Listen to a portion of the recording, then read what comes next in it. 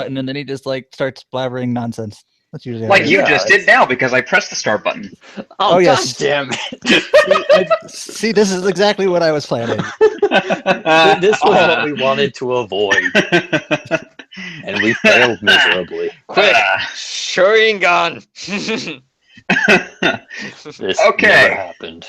Hello. That's okay. Now that we've started our podcast in the most perfect way possible. Hello. Yes. This is episode number 32 of the ToonamiGAF podcast. I'm Greg Zeno. With me today is Seda. What the fuck was that? Most normal way possible. It was like really low and metallic. It was weird. Like, huh? B-dubs and Raxus. Yeah. Oh, this is gonna be a good one. I can tell right away. I completely forgot if there was news this week. There was that thing about how I can't remember if it was this week or last week. I wanted to talk about the Adult Swim thing, where apparently a bunch of the creators and executives are starting to get behind getting rid of that weird comedy show nobody likes because it like has swastikas and shit. There was two separate things. They were criticized from somewhere because of Lazo's comments. Well, Lazo's comments on women, like he actually said, like women aren't funny and women like. Well, let's get this out of the way first. Mike Lazo was unquestionably a dipshit. Yeah. Well, I mean, there was that, and apparently there's a story going around that Adult Swim had to edit out a bunch of swastikas in one episode or something for whatever reason. I think it was like 15. Yeah, that's more weird. Recently, and then like I mean, I didn't know we were going to talk about this. I don't know. Neither did I. But there's one of the actors who like has done several Adult Swim shows. Basically, like is refusing to like, you know what, I'm done. You know, until you get rid of him. Yeah. Right. I mean, it's apparently him, a couple of the creators. A lot of people are thinking Harmon, if only because how outspoken he is, and apparently a couple of the executives that are there. Well, people also was like, hey, maybe DeMarco. Because DeMarco was not probably down with that shit. Well, yeah, I know when they were first criticized about women in creative positions, I know the only thing Jason said was like, hey, I have women on my team. There's Dana, and then there's Sarah. And he even had that like thing where he was like, hey, send me, awesome female animator work. Oh yeah, and like he basically he does the promo. And then I saw one of those, one of those bumps, and I haven't seen any of them since because I suppose like they're buried somewhere. Yes, probably. But yeah, they made a bunch of bumps that are basically all women created. So like, I mean like he said those are the things he's in charge of is this on-air promotion stuff, which is what he does. He's not a creative guy on any of the shows. Right. So. Yeah. So I mean, except like IGPX, but that's like way in the past. And that's why DeMarco is not on the creative team of any shows. He basically does promo stuff and then Toonami acquisitions. That's basically his job. I mean, that's basically what he does. Which is definitely a very important job, but definitely. It's like we should talk about Toonami or something. We probably should. I mean, not just Toonami, but I mean, being in charge of basically all like the advertiser content and things like that. So. Speaking of Toonami, Thanksgiving Marathon any minute now. Thanksgiving Marathon. That's going to happen right before Christmas. Like I don't Christmas this year. Christmas is on a Sunday. Sunday. Oh shit! So that's. I know it's on a Sunday because they were talking about the NFL games that week are going to be played on Saturday instead. Right, yeah. Like I think it's unquestionably there's going to be a marathon on Christmas Eve and on New Year's Eve because those are both Saturdays. But I mean I don't know why you would think Thanksgiving, but I think there was one last time. I find it kind of weird that they do a marathon like on October 28th or whatever it was, 29th. Yeah, and then. Not on Thanksgiving weekend, did they do it and they were like, oh shit, we needed to finish this year. We have to get enough in for a JoJo marathon. Well, I got to do it sometime. I don't know. And I mean, wouldn't a JoJo marathon at this point basically be the entirety of part 1? I mean, it would. I mean, we've only seen 5 episodes. It would basically be from the first Jonathan and Dio fight to the end. Yeah, because that would be a fantastic marathon. Basically, part 1 is 9 episodes, but episode 9 is basically a conclusion arc. Mm-hmm. Like, I would actually watch that marathon. For the first time, I would unquestionably watch that marathon. But I guess so I know some people were thinking there might be 3 weeks of marathons in December, just the way it lines up. But that means there'd be one on December 17th. I'm thinking there won't. Like I don't know. December 17th I think is far enough away from the holidays. Maybe last year there was I think so. Yeah, I don't know. The holidays consume all. I mean, we'll see. It's the 17th, the 24th, and the 31st. Yeah. And I'm thinking Christmas Eve and New Year's Eve are going to be more like definite marathon. So the 17th is just like, okay, I mean, especially if they're not even going to do a marathon on the Saturday after. Yeah, I actually kind of am thinking maybe they were like, oh, we actually do want to finish this show this year. So Gundam has 3 episodes left. I guess maybe more interestingly, Dragon Ball Z Kai has 4 episodes left. Mm-hmm. It's just Boo. At this point, it just has to be Boo. Yeah, I mean, if it was going to be anything else, they'd have announced it. Well, we have basically next week, and then we have December 3rd, December 10th, December 17th. So if these next 4 weeks, none of them are marathons because there isn't one on Thanksgiving, and I'm going to guess there's not one on December 17th. That would basically finish off. That would finish off JoJo, DBZ, and Gundam this year. Part 1 of JoJo, but then it gets weird because there'd be one extra episode. Like what would replace Gundam for 1 week? Maybe they double up. Yeah. Yeah. They double up on something. They could just double. Yeah, they could just double up on Hunter x Hunter. They have enough of those episodes. Yeah, and I mean, we're in an interesting enough spot where I think that's going to line up with a really interesting fight. I mean, I don't want to say which one it is, but if I'm right, it's going to be a crazy one. But So I kind of think at first Toonami in January we're gonna have it's gonna be like the whole front of the block. The whole front of the block is gonna be basically different. It could be Bukai, whatever Gundam's replacement is, which might be Mob. Right. I think it's Mob. I think the simuldub situation is just screams. It's lining up pretty well. Like because the last time that happened was Dimension W. Yeah. The simuldub thing's lining up pretty well there. So basically, Boo, Mob, JoJo Part 2. And maybe, like, as a bonus, like Samurai Jack at 11:30, they'll just throw that on there. Same time. Didn't they just announce DBZ Supers getting dubbed by Funimation now, too? Yeah. We talked about that a couple of weeks ago, and, like... Yeah. We know it's being dubbed, and it's kind of like obviously Funimation is dubbing it now, finally. I mean, not obviously, it's just like we knew they were going to get it eventually, but like, where is it going to show up? Like, is it going to be Netflix? Yeah. I mean, cable channel? I think it unquestionably comes to Toonami eventually, but I think it comes when Bukai ends because there's no, financial reason for them to, run two Dragon Ball Z shows at the same time when they especially when you consider we are watching Dragon Ball Z Kai right now, and it's being a premiere. So I mean, it's an uncut premiere or whatever. Yeah. Like, I mean, maybe Nickelodeon gets it again. I doubt it. They might literally do something similar where a cable channel like Nickelodeon gets it now, and then like once Toonami is ready for it, they'll just air it years later. Hey, here's the real shit. Yeah, but the thing is, while Nickelodeon did go through all DBZ, I don't know how much of a boon it was for them because they never aired any anime since then. We also talked about. Good. Yeah. They're basically just airing 2 shows now: Fairly Odd Parents and SpongeBob. I think I should mention that Pokemon moved from Cartoon Network to Disney, which is fucking crazy town because Cartoon Network's had it for like a decade now. I'm wondering what the hell happened there.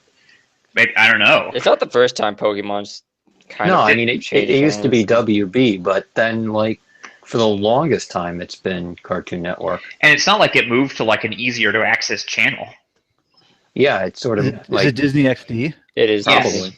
Disney. Yeah, It's just Disney. that? Disney has just an absurd amount of money, and they probably just couldn't buy the license. So Disney XD doesn't even do that well in the ratings, honestly. It has good shows on it, but that's probably why they got it. Here's the thing: Cartoon Network is a cable channel that you're going to get on any cable or satellite package, where Disney XD is a specialty channel. Yeah, so, I mean, something like Pokemon might lead more people to order it. I mean, you know, like that's the only thing I can think of. Yeah, so like for them, it makes sense. Yeah, but, maybe you know, maybe that was just a chess move by Disney. Like, hey, we'll acquire this channel, we'll pay money for it, and then we hope people, you know, subscribe to us to watch it. They may be disappointed. It's a shame too. In short, well, I mean, everybody should be watching Star versus the Forces of Evil and Gravity Falls. I don't think that Pokemon the anime has any sway in the U.S. anymore. I think it's got enough among, you know, kids of a certain age, but, you know, beyond that. I mean, yeah, they definitely picked it up like a decade too late. So, yeah, I think what they're going to do is run Super after Boo, because there's really no reason, you know, you have to, it makes sense to stretch that out as long as you can. Get as many weeks of Dragon Ball at the front of the block as you possibly can. Disney XD is proud to present Psycho Pass. Oh, Lord. After what happened with Naruto Shippuden, they're not touching anything that isn't like an Ultra Kids show. Well, we also talked about this a little bit in previous episodes, but like I know some people say that like Dragon Ball Z Super may not need a lot of like censoring or whatever for like a kids channel. Now it's possible that you know standards have changed and more things are allowable now than they even were 5 years ago. But like Dragon Ball Z Kai, like even every single punch was like replaced with a white flash. Anytime anyone mentioned like killing or death was replaced with like there were so many dialogue changes. I remember I was going through like a website that literally like listed every single change, and there's like 30 pages long. There's like 10 changes an episode, like of either a dialogue change or some scenes getting flipped or cut, and just like that'd be a lot. And that was all, I believe, something that Funimation did, not the network. So it's just like that'd be the one thing that like Adult Swim could offer, like, hey, we probably don't have to cut this. So yeah, you can just give it to us as is. Super's tame in comparison to most of Dragon Ball. Well, I mean, Dragon Ball's even tamer than most of the block at the moment. I mean, freaking JoJo now is on blocks. Like, well, yeah, I mean, JoJo exploded a guy's head. Anyway, so that was just a Tuesday for JoJo. Yeah, it was. We still don't, but no, I think come January 7th, that front of the block's going to be like Bukai, JoJo Part 2, Mob Psycho. Mm-hmm. Probably. Or maybe Mob Psycho, then JoJo. I mean, maybe not Mob Psycho at all. Maybe just Samurai Jack. It's coming eventually, for God's sakes. I feel like we're going to get it one of these days. I feel like we maybe would have more notice than even this. I think the one thing about Samurai Jack, one, I think they would have been hyping it a little bit earlier if that was the case. And two, all the production issues I've heard about it, it sounds like it's probably still a little ways off. They're still animating episodes. You've heard anything about that? Well, just interviews from the... I mean, the last thing I know that was said about it publicly was basically the behind-the-scenes like video thing that they did at Comic-Con or whatever, one of the summer cons. And I think that's the last time they mentioned it. And they had like a video that, I mean, they showed like, that was the first time we saw like a couple of like storyboards. Like, I don't think they even showed any animation yet, like anything. So hopefully we get with the announcement of Young Justice 2, season 3 too, we might get some Young Justice sometime on the block maybe. No, I doubt it, but because that's probably a Netflix. DC, that's a DC I feel like DC is just too big. They want too much money. I mean, I mean, there's like a lot of good, like, you know, modern like Batman and even Superman stories that they could adapt into pretty awesome series, but nobody wants to touch any of that stuff for some reason. I think there was like some Twitter account. I don't even know if it was like verified or not that said Young Justice was not going to Cartoon Network. Because it was Netflix makes more sense. It was on Cartoon Network initially, right? Yeah.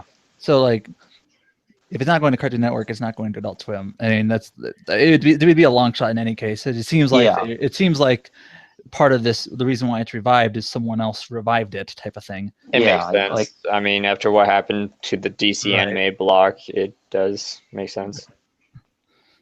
But yeah, that's definitely a Netflix thing. Probably.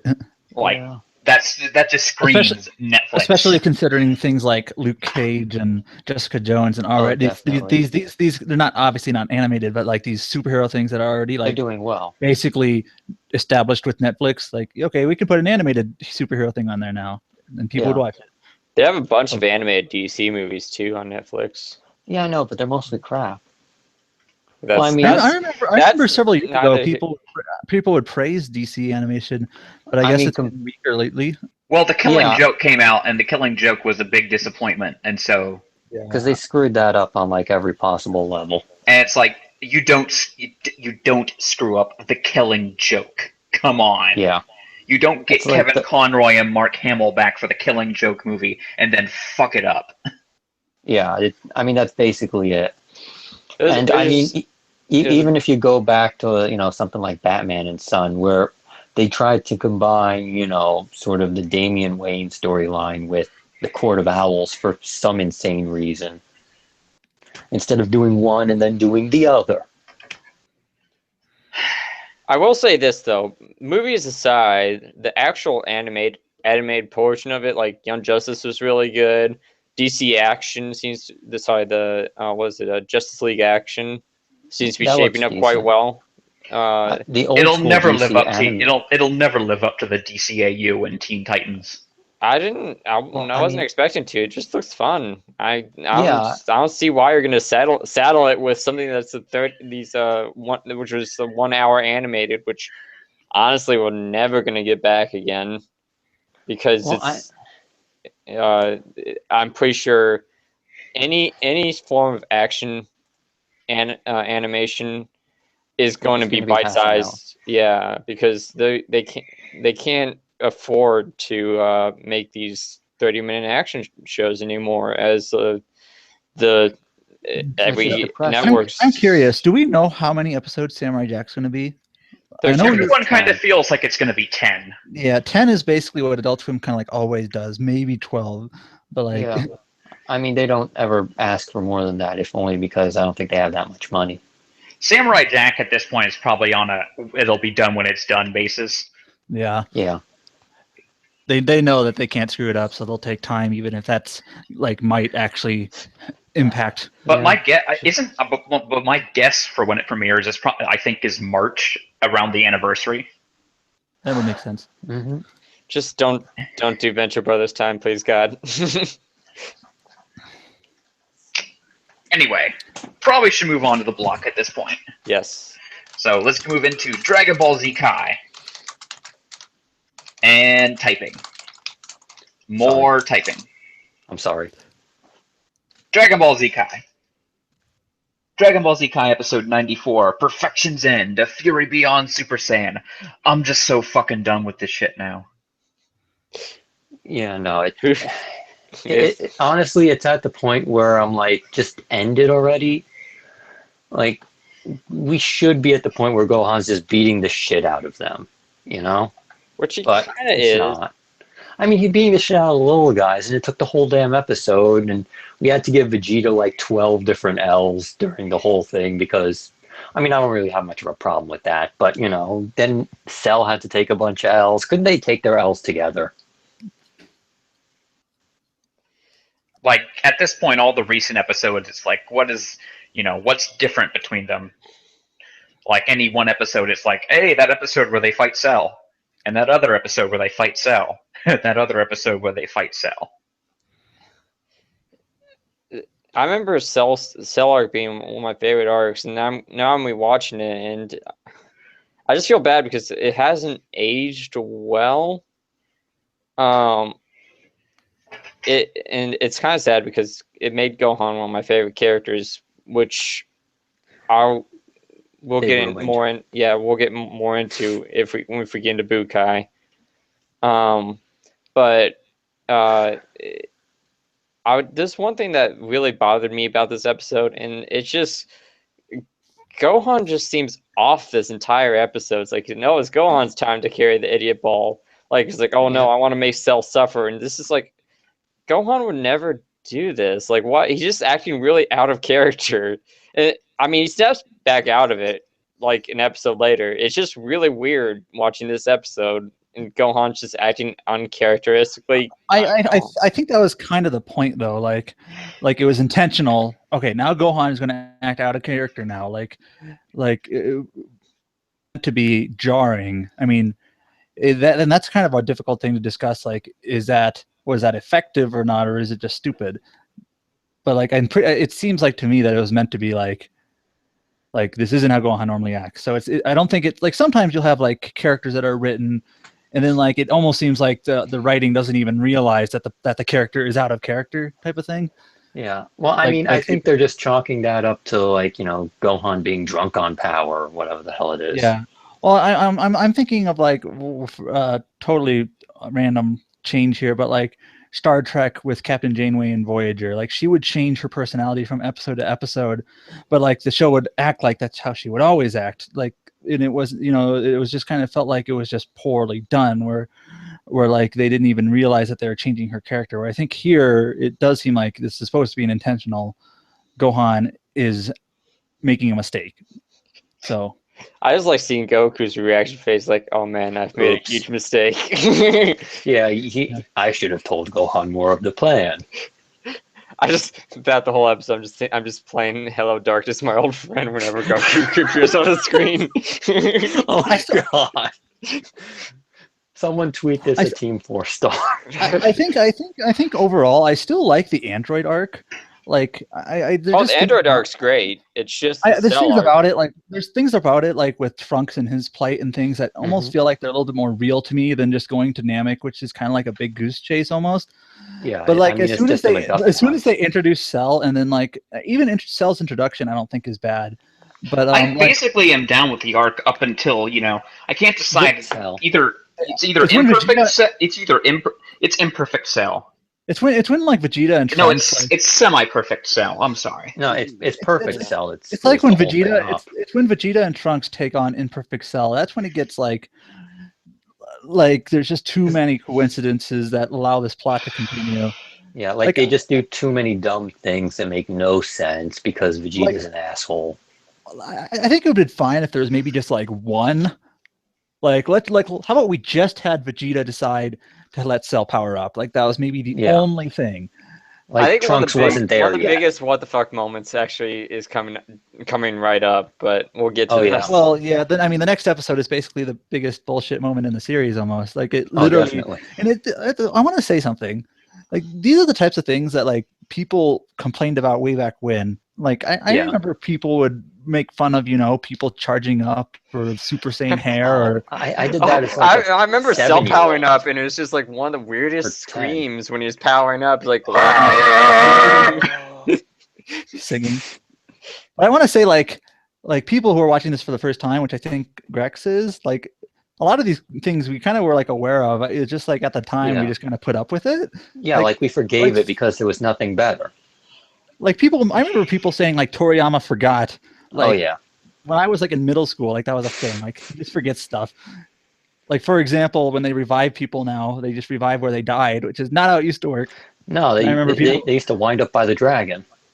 Right, wherever their soul was. Like, and that's just one of the things that just like that's just like a character. That's just like a continuity thing that is like, oh, we just do that out the window. Can't be bothered. And things like the Dragon Balls, like oh, we can just use the Dragon Balls, it's just especially now when there's so many things you can compare it to. It's just like I mean, back then it was like sort of a trailblazing type story, but I mean, if you compare like Dragon Ball Z to like dub Sailor Moon, like the original dub, and then Gundam, like they're all pretty different. So like Dragon Ball Z was the only shonen really. I mean, I think so. And then like Naruto came out like several years later, so Right. Yu Yu Hakusho came out over here around the same time that Dragon Ball Z was airing, but it never got popular because, I don't know, it was too smart or something, I guess. Well, Dragon Ball Z can at least claim that it's one of the few things to predate JoJo. Mm-hmm. Yeah, sounds about right. And one thing, this is my totally unprofessional opinion here. I think this is kind of the Cell arc and the Boo arc is when you really start to notice editor fuckery, as in he really either Toriyama thought the pair was too good, but he wanted to keep the series going, or the editors just didn't like how he was writing a particular character, and they would just change him on the dime. But you start to see the seams here. Yeah, I mean, I remember reading that Toriyama was getting a lot of also just letting him do whatever by this point. Outside of like vague suggestions here and there. I'm pretty sure what I've heard is that yes, editors like made him change the androids and then like things like that. But I think I've also heard outside that like Boo arc, he actually had like the most freedom, and it was just all bullshit. Yeah. I mean, there's like a certain amount of editorial interference that probably should happen. I mean, any writer, creative or nonfiction or whatever, will tell you to to respect your editors. Yeah. So I could be, like I said, I could be I am probably 100% wrong on this, and editors could be the reason that he really needed his editors, because it swings both ways. I've seen editors save series and kind of destroy them. Cough, Naruto, cough. Yeah. Well, no, I mean, we don't know how much of Naruto being good is because of the editors, and how much of it. Well, they introduced Sasuke. That's a big problem right there. Well, I mean, that's the kind of thing where it's like so early on that we don't have anything. We don't have anything to go on. Like, what would it be like without him? It's just that's just total imagination at that point. So yeah, like we don't know that. I mean, for all we know, they're just like, oh, maybe have a rival for the main character, and it's like, yeah, okay, that's sort of standard. If that was the suggestion, make a rival character, it's like that's still pretty loose. Like you can do anything with this. So I mean, whether or not Sasuke turned out a good character or not is not because he was introduced. It was because how he was written by the writer. So right. Mm-hmm. Like you could argue Naruto would have been better if Sasuke wasn't there, but then again, you could also argue Naruto would have been better if Sasuke was better written. Yeah. It's times like this I really wish it was more written about, just kind of behind the scenes things when it comes to editors and writers. Because I mean, there'll probably be like a book or something about that stuff at some point. Well, probably. Anyways, not. with this episode of Dragon Ball Z, like I kind of like the idea of this torch passing to Gohan, and to be quite honest, like if Goku, like if they were to have approached Cell in a more typical way, like let's just try and beat them like just one-on-one or whatever, they probably wouldn't work unless they introduce some other like bullshit reason. So like I feel like Toriyama had to write something, like I got to change something here to allow me to have a character, have a sensible way to like stand up to this guy who I've written up to this point as a basically unbeatable. But this whole like thing where Goku's just like, yeah, I watch my son get beat up and not have told him anything. It just kind of feels like you could have done this a little better. You get what I'm saying? Yeah. Okay. I didn't know if I disconnected or something. I feel like some people criticize like what if like why like Goku's plan here is so dumb, they shouldn't have had it at all. But they had to have I kind of feel like they had to have something here rather than just let's just try our hardest and now we win. It just wasn't quite correct. I think one thing that kind of makes me mad is I usually watch most shows for the characters, and with DBZ, Goku kind of hits a zenith when he goes Super Saiyan. This is basically the zenith of Gohan's arc. And the only person that really has any follow through at all of DBZ is Vegeta. He's my favorite character to watch. Salty asshole. But he changes throughout, even in Super. He's like one of the best characters. He's still a salty asshole, though. But there is nuances to him. I mean, he does become he becomes a softer, salty asshole. I'm pretty sure that it's a pretty common sentiment that Vegeta overall might be the most interesting character and probably the most dynamic in terms of like how he changes and things. And I've even seen people say like you could argue that DBZ is a show about Vegeta almost. Like obviously there's some caveats there, but like every single arc kind of has something to do with him in a sense. In some way, yeah. And Vegeta does seem to have the most sort of character growth out of anyone. The Cell arc is definitely at his worst. I remember I even remember last year when we were doing like our awards for this, like we were doing best villain and Vegeta was an option, and I remember making the argument like this is going to be the best time to put Vegeta in this category because he's not going to get any better than this. That was in the Namek saga when we did it last year. Well, I mean, he still might count as good places. Well, I mean, he still might count as the best villain, if only because it's all his fault. It's like he's going to beat Dio this year. So, yeah, best villain is kind of stacked this year. Yeah, I think Dio pretty much has it handedly. I mean, I'm not sure anyone can beat Dio at this point. He just loves being such a dick. He even says, "This is my villainous army." Okay. So we clearly want to talk about JoJo. So let's move on to JoJo's Bizarre Adventure. JoJo's Bizarre Adventure, Episode 5, The Dark Knights. He said the line. He said it. Yes, he did. How many breads? There's so many breads. The problem, you feel like what the is bread? Is that a way you say bread? Loaves? No, he said loaves of bread, didn't he? Yeah, he said loaves of bread, like in a proper English, but I believe like the original manga, like it's like how many breads do you eat? I don't know if it's a fan translation, it was a fan translation. It's kind of English that kind of and when they first the original JoJo stuff was translated back when everyone was shit and nobody really did it very well and Photoshop was shit and what a beautiful Duwang. It would have been amusing if if they'd left the English in the dub. Oh God. But I'm glad they didn't. It just would have been fun. I can't state just how happy it makes me to have people actually enjoying JoJo on this blog. I was really worried because I didn't want to hype it up too much. But people seem to have been, like I said, this is just such a fun show. Like you say, there's one, you mentioned the breads line, but there's just so many freaking good lines. It's like Seta's just probably going on overload about how many OT suggestions he's getting. Seriously. It's no accident that we now find ourselves in the hands of these restless cadavers. And I'm also surprised. Is he going to use his arm? Or is he just like, no, he will use his hair to wield the sword. It had to be the narrator. No, his hair wields the blade. Well, someone had to say it. And if not Speedwagon, then why not the narrator? Speaking of Speedwagon, here's my rock hard furnace abs. Oh my God, the abs. His abs are fantastic. That may, in fact, be of all the things in JoJo. That may still be the most ridiculous. Oh my God! I just love this show. Like it's just like the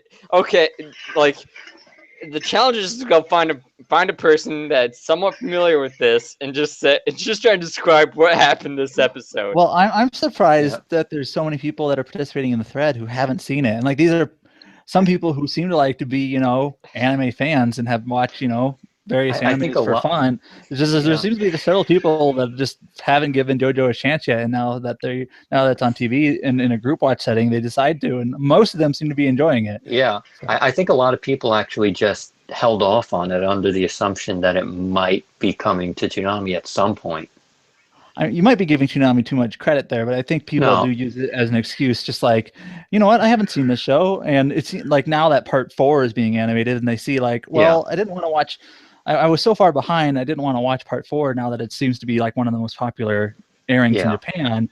Like now this is a perfect time for me to just kind of catch up in a sense. I mean, I know if you wanted to catch up, you just watch it on your own and do it in a marathon. But yeah, it's an excuse. It's a good one. And I've said this, and some of the other more veteran JoJo fans have said this too. It's just really fun in a group setting it's fantastic.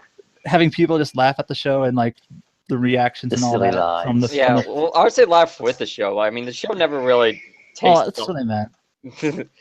I mean, at one point you have Sapelli just skipping along the. It's just.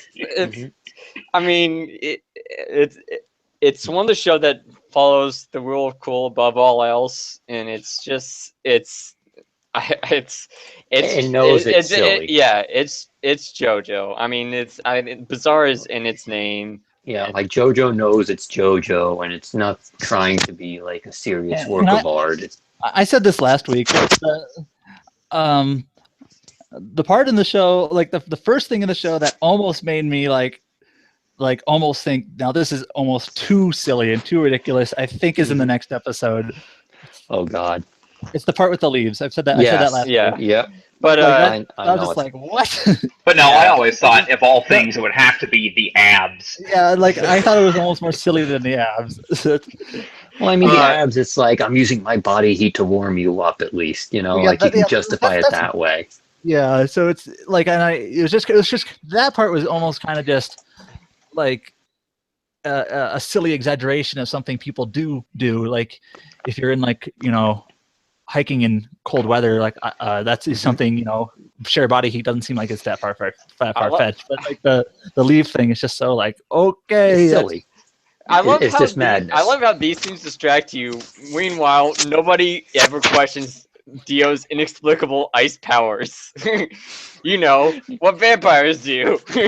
Oh yeah, no, it's just random vampire shit he does. This is another random vampire power, but I'm not going to say. But there is one thing I didn't want to mention. This is something I love about Araki and how he writes is it's just like, you know, going along the show and just all of a sudden, just you hear someone kick the sliding door in. You want a history lesson in your anime? And they just go and it's like here's some Victorian England history for you. Yeah, it's like okay. Toonami, your one-stop stop for Mary, Queen of Scots. I think that kind of stuff tones down a little bit in part 2. I don't remember much. Well, I mean, I don't think there's as much historical stuff to play off of in part 2. Yeah. They make a few. There's usually a few like narrator asides, especially in the manga in parts 3 and 4. I know for a fact. The narrator, I do like how he just kind of comes in at random times to just like, state the obvious. No, the hell wields the sword. It's when Speedwagon can't. The narrator does. And like I remember a part in episode 3 where just like the narrator came in. The only thing he said was like, "And he kicked off the wall." It's just like, okay, we saw that. And that's all you're gonna say for the entire series. Oh man, I do love Speedwagon's English performance. I think it's like perfect. Oh, it's fantastic. He's literally just a mobile hype man for JoJo.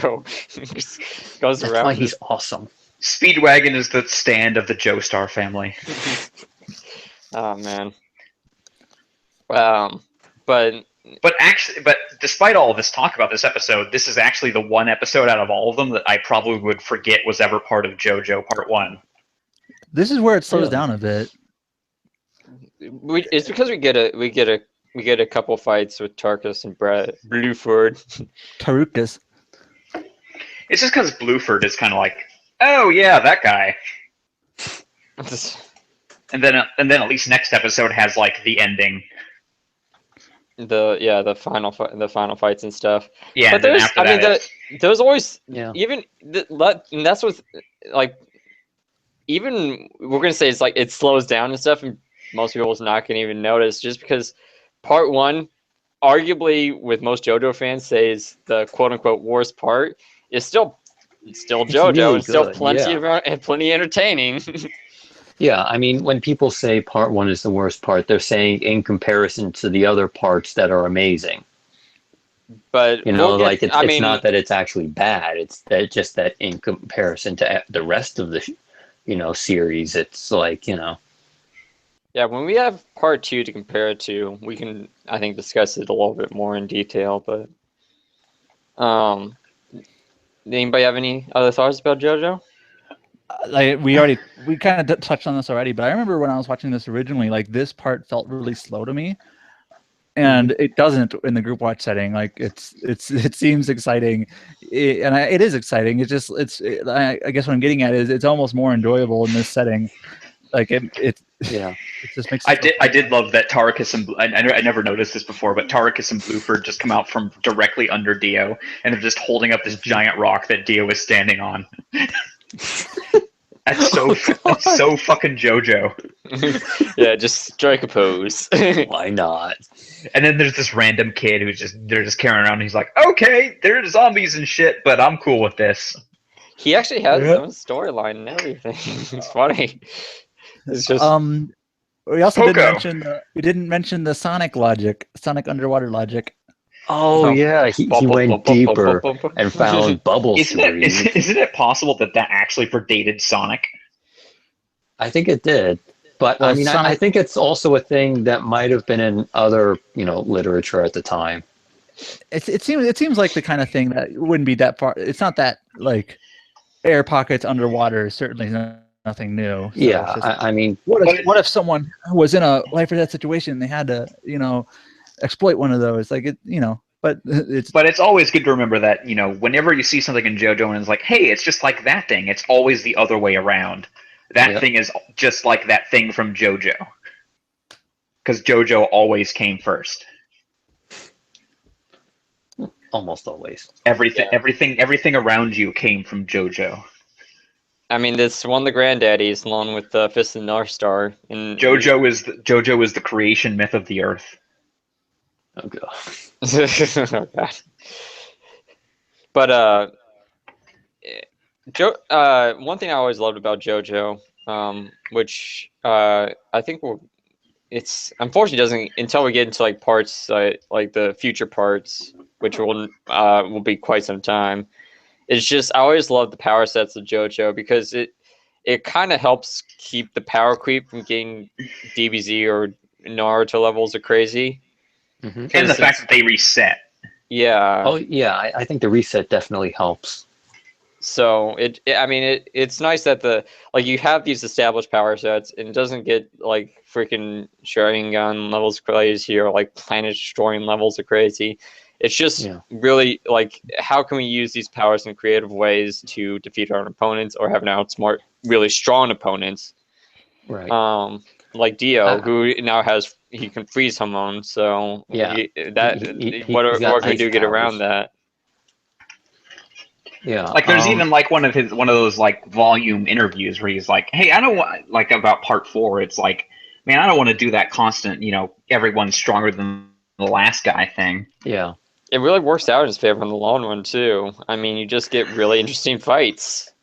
Right. I mean, and there's a couple of ways, to do that we actually have on the block. You've got, with JoJo, they're constantly resetting it, so you never go above a certain point. With One Piece, we already see what the upper echelons are, and with Hunter x Hunter, it's more strategic. Well, we haven't seen all of that yet, but it's Hunter x Hunter. We really haven't seen many like fights really yet.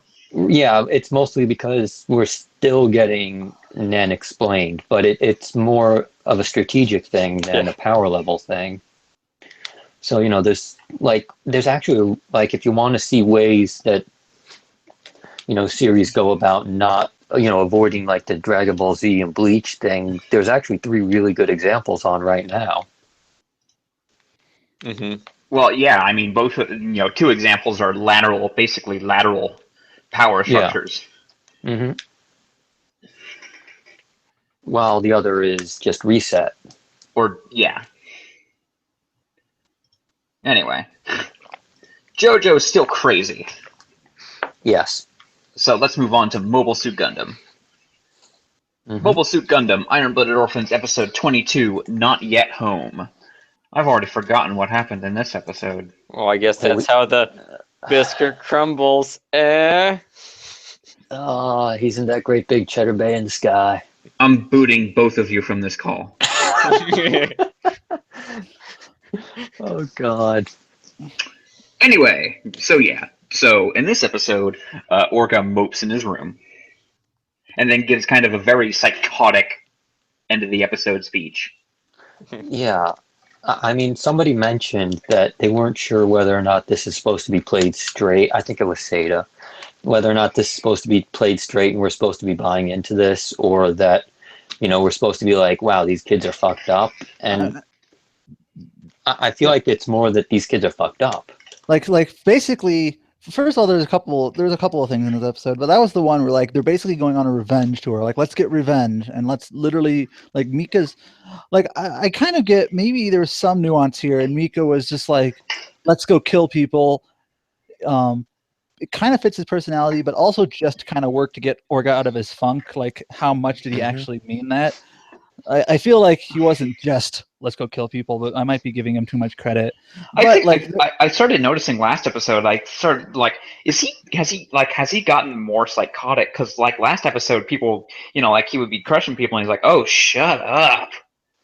It's like he truly doesn't give a shit anymore.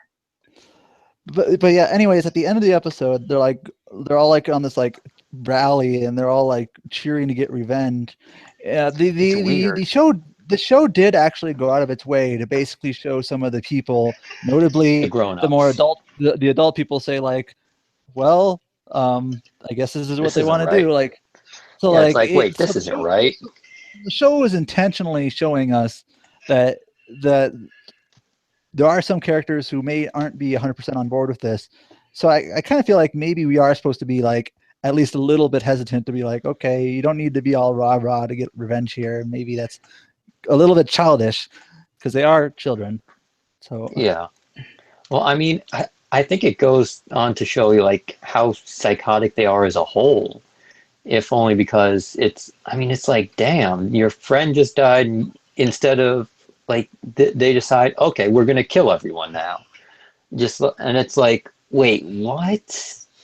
I mean, you even have a bunch of the adult characters like, okay, wait, this isn't right. We should say something, and then one of them goes, nothing we could say would do anything. Like it's just very weird. I would say weird. I mean, you have to remember the show did start out. I mean, it is kind of Mika's natural character growth because he did start out with murdering a guy and saying, "What do I do next?" And this is kind of they just put him in a giant robot and just amplifies those feelings up tenfold. Well, yeah, I know, but like, you'd think at least, like Orga or someone would be like, whoa, that's a little crazy. And that's the thing. Orga's at his lowest point right now because Biscuit saved him. And I think he's lost. Biscuit was we knew the voice of reason. Yeah, a lot of people liked Biscuit because of that reason, because he was the kind of the anchor for most of the crew, and he's gone now. And it's hopefully they take it in some interesting directions. But I may give this show a little more credit than it really deserves sometimes. But some people in the thread were saying like the grief seemed a little overboard, and I disagree with that. Yeah, like there was like he literally died at the very end of the last episode. So they spent like I was even timing it because I was curious how long they would spend on it. They spent like 3 to 4 minutes of like the entire crew like in the like hangar when they're putting Biscuit in a body bag, and then they were upset. And like even if they didn't know Biscuit that well, some of the characters didn't. It's still one of their Tekkaden, yeah. Okay, this is a slightly personal, and I promise not to embellish this too much, but like when I was in high school, my freshman year, I was on the swim team, and I was pretty new. I didn't really know people that well. And then during that season, one of the captains passed away, like suddenly. I didn't know him at all. So like to me personally, I shouldn't have been sad. But when you're in that group, like in that room with people who did know him and people are crying, you're going to cry. Like you do understand that someone did die, and I had met him. And it's so like I kind of felt like that was similar to this. Like everyone's in a hangar. There's literally one of their like members in a body bag right there. Like, okay, this is appropriate that everyone's kind of upset right now. And then like later in the episode, they showed like Atra was kind of like like upset. Like she was even like having trouble like standing on her feet. She was so like shaken by this. And like, okay, but she's a 10-year-old girl. This is probably her first real like encounter with like mortality. And then of course Orga was the most affected by this. I felt like all those things were just really appropriate. And I didn't you also have to remember Atra also met Cookie and Cracker, his sisters, and he's not going to be able to see him again. And they so I mean, I imagine Atra's really hurt by this too. This is really also the first major Tekkadan death, because anyone who's previously died in Tekkadan has been like an unnamed, Right. I think this might actually literally be the first named Tekkadan character to die. I think the only characters who have died before this are like random like rebels, one-off guys, like the girl, like the Catellia, like maybe the kid in the first episode, or the kid in the first episode, and then also like Akahiro's brother. Yeah, but he wasn't a member, so fuck him. He was just a guy. Yeah. Now another thing this episode did was like Gallarhorn was just kind of discussing, kind of giving exposition of a little bit more of their background, and I feel like this needed to be earlier, but I also feel like it wasn't enough. Basically, if what I recall, they basically explained that Gallarhorn came up with this Alea Vijnana system to stop the Calamity War like 300 years ago, and basically because they did that, that's how they got into power. But I kind of feel like that part was already established. Yeah, that they came up with a system, but I still have some unanswered questions, like what are they fighting for? Well, they seem to have like control over the colonies, or maybe they don't have control over the colonies, but they try to maintain the status quo where the colonies are subservient to Earth. It's like I know what Gallarhorn is. I just don't know what the fuck they want. Yeah, but like the colonies are subservient to Earth, I guess. They still haven't really shown that very well, but I guess that's what it is. And Gallarhorn, for some reason, wants it to stay that way. And because of that, they want to prevent Kudelia from talking to the leaders of Earth, because I guess they are afraid that she might upset the status quo. But that feels like it's such a loose like explanation for everything. Yeah, I feel like what colonies subservient to Earth? If they are, they haven't really even shown if that's even a bad thing. Why does Gallarhorn like benefit from this?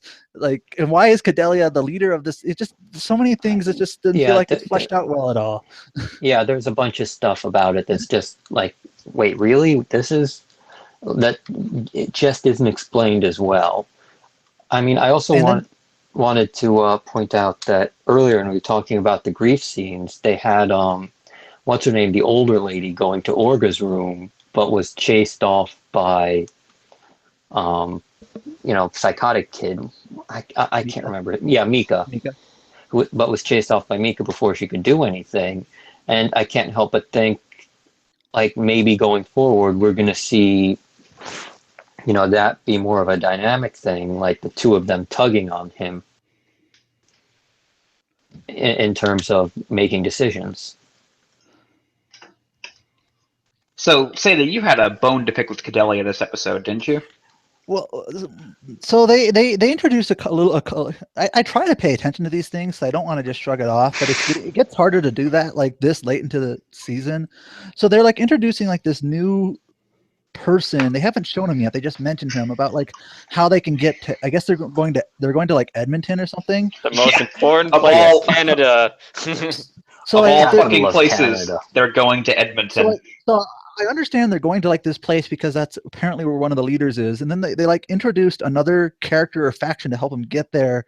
The thing is, it was literally said, not shown, which is kind of the opposite of what you want to do. So like, I don't know who this person is. I don't remember his name, but they introduced somebody to like, we're going to use their help to get there, but it didn't show it. But then like nobody really cares. Kind of during that talk, they talk about how Kudelia is like the maiden of revolution again, and it still just kind of confuses me. Like, why is she in this position? Why do people like think she is qualified for this? It feels like it's weird. I just it makes no sense. Hope, Zeta, hope.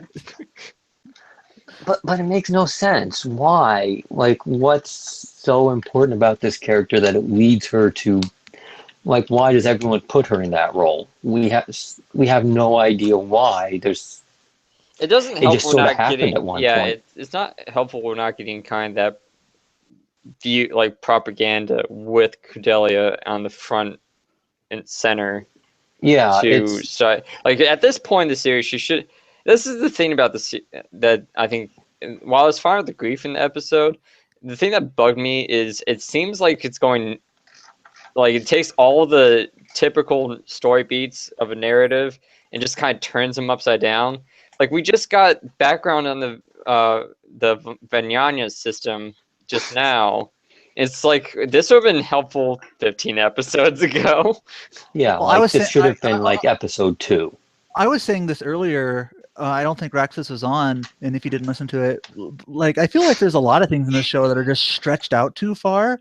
Yeah. Like several episodes, I think like 2 or 3 episodes ago, there was actually a pretty neat episode, and that's when they first got to Earth. Mm-hmm. And like in that episode, Ein came back, and it like introduced like this background story with Ein and his like he's half like Martian, half Earthling or something. Yeah. So like introduced like this what's the word, like racism element almost, and then it like, never gets heard from again. And then they kind of had like this big confrontation between Mika and Gallarhorn, and it's like those like these are the type of things I was expecting like in episode like 6 or something. You know? It's happening because that's what they were late. building to. But they kind of like took 2 extra stops before they got there, and both of them were kind of pointless. The human debris arc, and then the Dort arc. And like I get what those arcs tried to do, but they just kind of failed at it. And I just kind of feel like in general, this show is stretched too far, and there's a lot of stuff that just is like doesn't kind of pointless and trying to fill the spaces, or it's not only pointless, it's just not done well. Yeah, like it's not, everything isn't put where it should be put. Like this, like the information we got this episode should have been in like episode 2. And, I mean, there's just a lot of stuff that we seem to be getting in the wrong spot, and we're getting information way too late for whatever reason. It's also kind of divulged in a weird way. Like I know sometimes they'll place the viewer basically in the seat of the character, and what the character knows, you know. The viewer knows. Like I'm thinking that's fine. Like I'm thinking like Full Metal Alchemist. There's a lot of things you don't know offhand, but then like as the show progresses, like maybe a character will like Ed will run into a character, and then like they'll explain something to him and thus explain something to the audience, and it's kind of like they're kind of like revelations, but they're paced well and they work. Where like I think this reveal on Gallarhorn that we got in the last episode, it was, if I remember correctly, it was literally just McGillis and Galo or whatever his name is, like literally just kind of brought it up and started talking to each other about it for no reason. It was literally like, hey audience, we're going to talk to you about this now. You need to know this thing. So it's not like we're in the place. We're like, this is stuff that the characters in the show probably already know. Yeah. And we were just left in the dark until now, and it just for no reason. It just feels like why was this not revealed earlier? And not only that, they probably should have been divulged in maybe a little bit more of a less heavy-handed way. Yeah, like I feel sorry for poor Sada's brain, because this is the thing about this show. I think it has enough elements good elements to it, but then it just does like one or two stupid things for every good thing it does. It's just this is the type of show where I think the characters in it are stronger than the story the characters are stronger than the story they're a part of. Right, but the thing is, as we keep going, I think it's not so much the story isn't strong; it's that it's not put together in a way that makes any sort of sense whatsoever. Like I think the story being told can absolutely work. It's just they're putting all the information in all the wrong spots. Just you wait, you guys. You're gonna get to the end and find out it's Bakano all along. Say, brilliant! Oh, God damn it! No, like Bakano, it's like that shit makes sense to a certain degree when you're watching it your first time through. Just from the first episode, okay, this is gonna be jumping around a lot, but you get an idea of who the characters are and what they're doing. The first episode, they introduce you to a bunch of the major players, and it leaves you to connect the dots as the story progresses, because you have like you're given enough information to put it all together. Yeah. The problem is here, we're not given that information to put it together ourselves. We're literally being, stuff is being left out for reasons we don't entirely understand. It also helps in a show like Baccano, they usually have an opening that shows all the characters to kind of update you on who's who. Whereas this, they just keep introducing new factions and characters, and it can get difficult to follow. I mean, that's putting it mildly. Sata's probably out there making a power chart about with his PhD degree. No, at this point, you probably do need a flow chart to follow what the hell's going on here. And we still have no idea what all this is about. Well, as far as we know, it's still hair gel mines. Well, another thing they introduced in this episode, and again, like I'm finding it harder and harder to pay attention to it just because, first of all, it's not doing it well. And we're just so late into the season. It's like, I feel like, anyways. So there's this character, the old guy with the beard, I forget his name. He was like I just call him Volcano Beard. he was like the leader of one of these power countries, but he was replaced. And then we saw like a conversation between an older woman and an older man, like saying like this guy, like again they're introducing characters I don't recall their names, like they didn't want this guy to be like a part of anything, and they like, well, how is he like still influencing like this Tekkadan group or whatever? And he just is. Like again, like I said, I'm finding it harder to pay attention to it, but like they seem like they're. One person pointed out, if they're ugly, they're probably villains, and they're both pretty ugly. I mean, that does seem about right. And like, I'm just trying to remember what they were even discussing. Like, I don't know, just who knows? I just remember they had a scene between these characters, and I recall that they for some reason were against Tekkadan like visiting with one of their leaders, and again, it's like I don't know why. It's just. It's just the show doesn't do these things well, and it's just I'm at the point where I'll take some of the blame that maybe you should pay more attention to it. I mean, I will say at this point, I don't blame anyone for sort of zoning out, if only because the show's done nothing to sort of earn your, time. Like one of the things you learn about when you're writing is you have to earn the time of the person reading or watching or whatever. Like whatever you do, it has to be a decent trade-off. They're giving you their time, so you got to give them something that they're going to like. And this show isn't really doing that. It's giving us something that could be good. At this point, I'm not sure why I should be invested in the politics of these places on Earth. Right. Like it doesn't seem like, why should I care about this country, and perhaps it might have some like corrupt politicians or whatever. Like I don't really get why I should care. Yeah, we haven't seen what the effects of any of that are. And now we're kind of getting back to like what we've talked about probably a dozen every times single now. Time. Like these characters are like aiding in Cadelia. Like that's their main goal, to like fight some rebellion of something that we still don't know what it is. About something we have no idea why. Yeah, I'm still like the whole larger purpose of this show. Like, what are they fighting for? Is a mystery. Like literally, answer that question. What are they fighting for? It's the hair gel mines. I'm sticking with it. What are we fighting for? The hair gel mines. But seriously, if someone could answer that question, like that would be good. I feel like one of us always asks that question every single time, and the best answer we ever get is hair gel mines. Speaking of hair gel, and we shouldn't be getting that answer at this point in the season. Whatever happened to that girl character that was supposed to get married to McGillis? Like I'm sure she'll pop up in season 2 or whatever. She's definitely in season 2. Matter. They kind of like introduced her, and then like for some reason she went away. Married to her.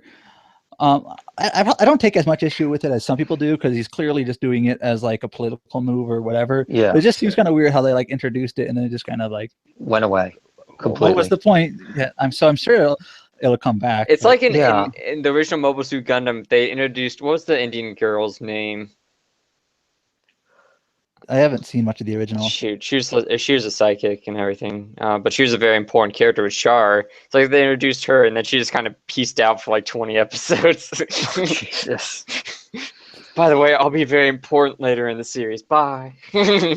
Yeah, I mean, it's one of those things where it hasn't really earned our, respect. So I'm almost gonna watch some of those scenes again, just kind of force myself. Like, okay, I'm not gonna enjoy it any better if I don't know what's going on. Like, maybe I can.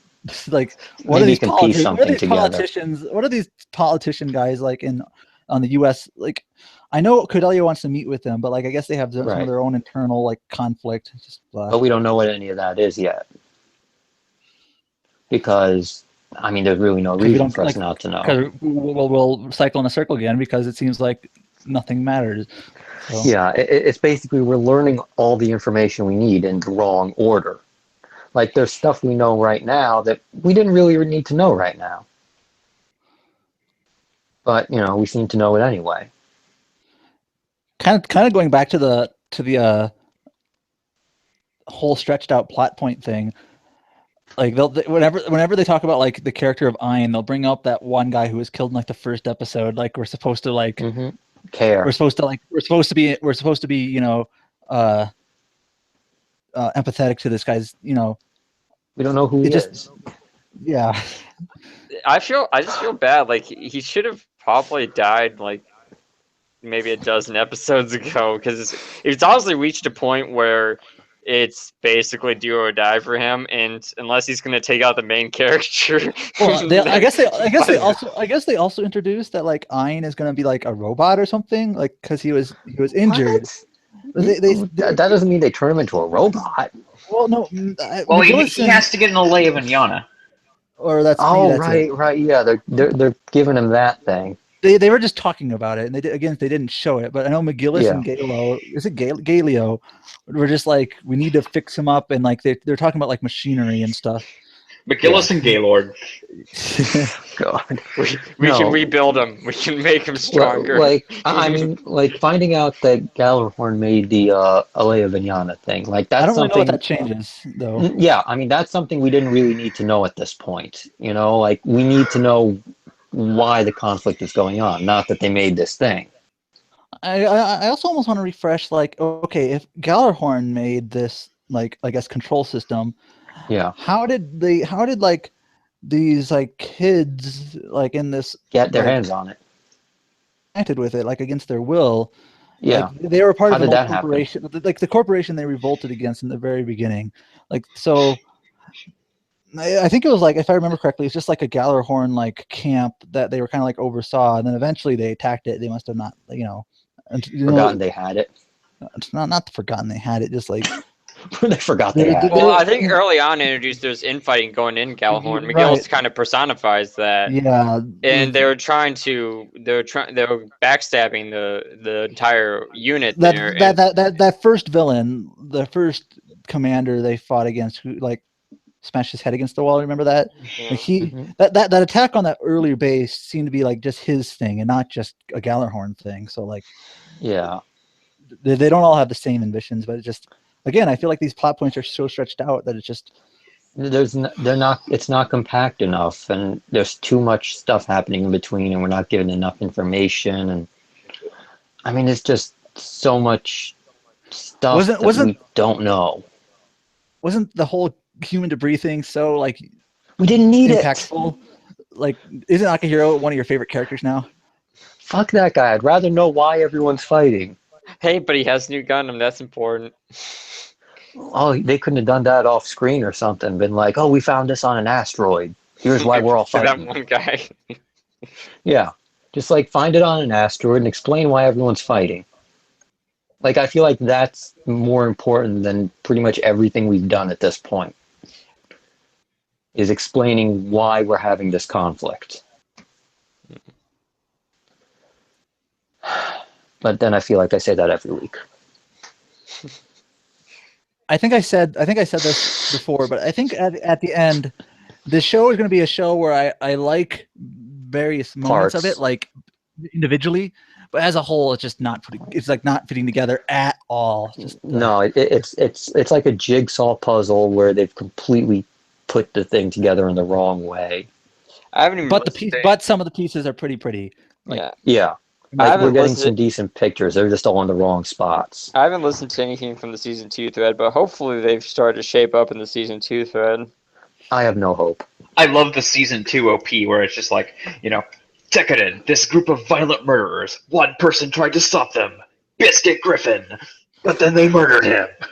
Oh God, that's actually what happens? I'd love that. No, that's just kind of like the OP's version of it. It's funny. Well, I mean, so far Biscuit's like the voice of reason in this thing, and now he's gone, and they're all fucked.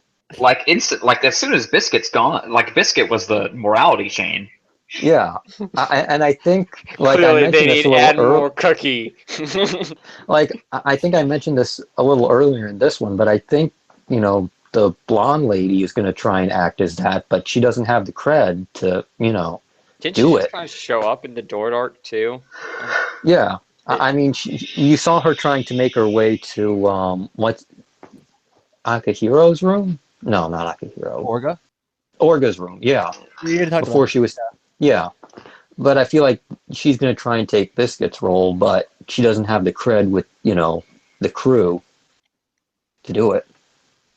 It would be. I mean, I think that's actually kind of interesting to see where that goes, but it's just. I want to be more invested in this show than I actually am, unfortunately. Yeah. Like, at this point, I just want to know why everything is going on. I do feel like this show has to do some things correctly for us to talk about it so much.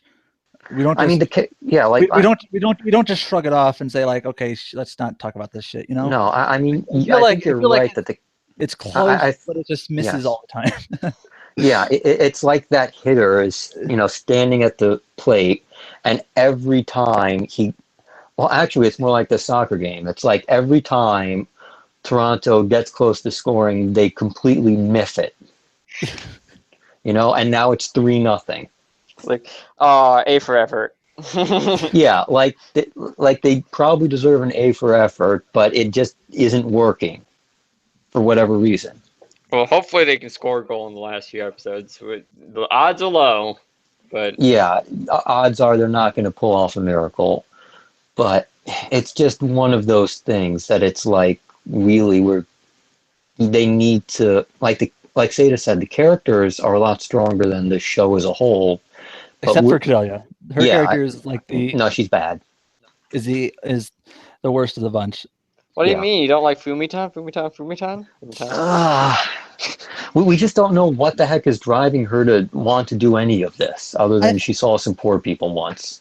She saw some poor people once, and then they scared her, and now she wants to save them. That's she's literally the whole thing. Oh my God, there are poor people. There should be poor people. Well, like for example, like early on, like when we saw people on Mars, like there seemed to be like there's a shopkeeper, like even Atra was working in a shop, like Biscuit's family is like on a farm, and like what's the problem here? Like like we haven't seen we haven't seen enough of Mars to justify a bloody coup or a revolution or whatever. We needed to. The thing that really upsets me though is the reasons are right there. Child soldiers. You think she would look at that and it's like, okay, this is what we need to fix, and it would just make a through line for the rest of the series. We need to fix child soldiers with child soldiers, and then there you go. There's your plot. But no, we can't have that. That's too easy. Like, I feel like we needed to spend an episode or two on Mars to get a better lay of the land. We did spend a couple episodes on Mars. Well, we didn't spend it in the right spots, Like, we didn't see, like, oh, the average person is being oppressed and it's horrible. It's like, no, the child soldiers are fighting now. We can't do plot things. Can't be bothered. Because we know that there's tons of child labor on Mars. Yeah, but we don't know that anyone actually cares about it. For all we know, in this world, it's like, whatever, it's normal. Get back in the coal mines, Jimmy. Yeah, I mean, for all we know, that is, what Mars is like. And so far, that's not what seems to bother them. Well, the thing is, they kind of the main characters like Tekkaden, they kind of broke out. They kind of fixed their own problem there, and then they jump on like this whole different problem that doesn't make sense. Yeah. And, basically, the child soldiers basically seem to like, okay, they're no longer child soldiers, but now we're going to fight a revolution. But for what? For something. For Space Costco. Okay, let's go on to Hunter x Hunter, please. Yes, thank you. Okay, yes, Hunter x Hunter. Oh shit! I accidentally closed out of the post with the episode title. It's shit. Nen and Nen. It's Nen and Nen. C. Kohler, please put in some elevator music for like 30 seconds here. And maybe a sign like we are experiencing technical difficulties. Yes. We're experiencing unblooded or for difficulties. I'm pretty sure it broke Seta's brain. We're just going in circles and circles and circles. Okay, so Hunter x Hunter. Hunter x Hunter, episode 28. Nen and quotation marks Nen. So I still don't really get it. Well, no, it's explained further. This is kind of just a teaser about Nen. We get into much further detail about we get into much further detail. This is the absolute basics of how Nen works. Basically, you give off power. You contain the power around your body. You use it to defend. You use it to attack. There you go. That's the basics. The part that confused me, and I'm a first-time watcher here, right? Is like they got explained, and this might be a Japanese language thing. That makes it harder. Like whether that's dub or a subtitle, I imagine it's pretty hard to come across in translation. Like so, they were first getting explained to them, and then he discussed Nen, and I guess that was quotation mark Nen. But then he discussed, actually that was like a homonym or something. The Nen we're actually interested in is this other Nen. So in English it just kind of sounds weird, like Nen and Nen. Well, I mean it's still Nen. It's just he explained it properly once, not properly the other time. Like Nen works the way he explained it the first time. It's just he left out all the good stuff. Like he left out all the stuff about aura and life energy, and he left that crap out the first time he explained it, and that's the fun stuff. I almost don't want to get into discussion of this because it feels I kind of feel like it's almost you don't need to know it, but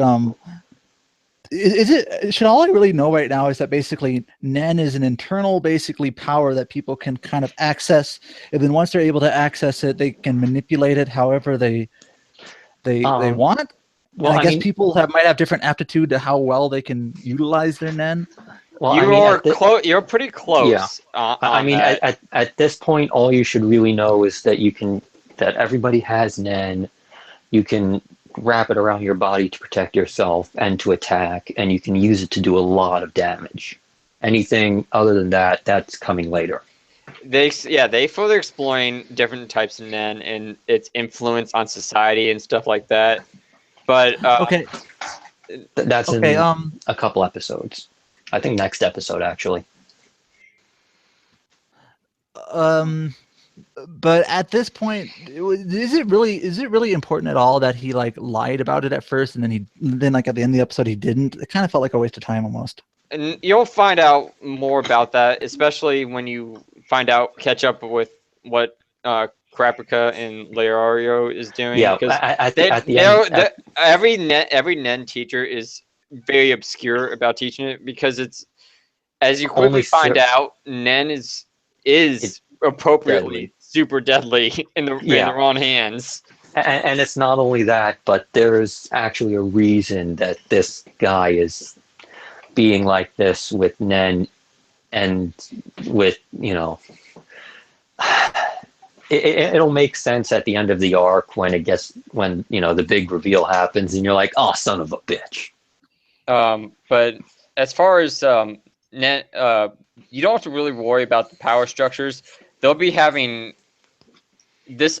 I'll just say in this arc, they do a lot of explaining about what they're doing with their Nen. So it does highlight each part of Nen, how people utilize the basics of Nen, and this is the thing about the series. It kind of adds layers to the power structure as the series progresses. So this is kind of just the foundation we're going to be learning, and then it adds to it as it progresses. So is it appropriate to say that the show will act like a video game tutorial and explaining like?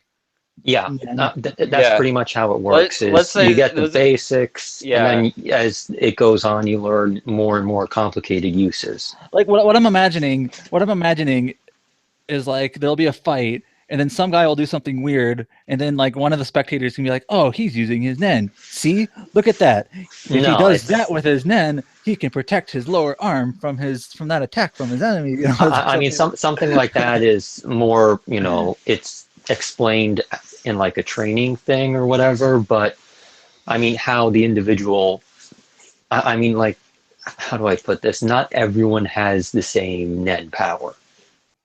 And we'll get into that, I think, either next episode or the one after, how everyone is different. But you will get an explanation as to how each power works during each fight. So, you'll be able to follow along. We're somewhat joking about the pen and paper thing, but the pen and paper for Nen powers only really comes in handy, like, after this arc, when you start running into the different power structures. Most of this is, just, like I said, just foundational stuff. So, for example, a minor spoiler, like you'll learn about Gyo, which allows you to visualize Nen, where you have to focus the Nen into your eyes so you can see other auras. But it's when you get to the really, there's one in-depth fight in this which has a little bit more of the advanced Nen, where it's kind of like a preview of things to come. But that's not till towards the end of the arc. Right, that's not going to be till next year. I think the rest of this year is just going to be spent on explaining sort of the basics of Nen and sort of training with Gyon and with Gon and Killua. Yeah, and lots of Osus. Osu. Yes, there's lots of Os. No, I mean, it's really hard to talk about Nen without talking about the stuff that comes in, the next episode.